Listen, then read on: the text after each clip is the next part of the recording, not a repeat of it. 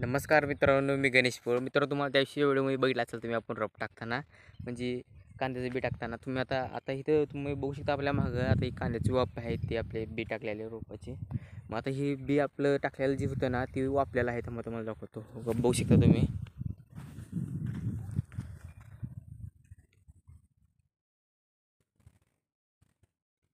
बघा आपलं बी वापलेलं आहे रोप. असं एका जागी झालेलं नाही, तुम्हाला सर्वांना सांगतो ही सगळीकडे असं व्यवस्थित चांगलं पद्धतशीर वापरलेलं आहे रोप.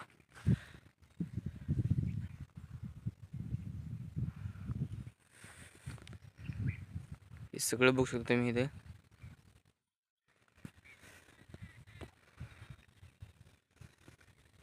आपल्या 45 वाप्यात सगळीकडे व्यवस्थित पद्धतशीर असं रोप वापलेलं आहे. एक लगत सारखं असं इथंच ढिगारा तिथंच असं झालेलं नाही. आणि त्याविषयी पाऊस आलता त्यामुळे तर काय नाद खोळाच.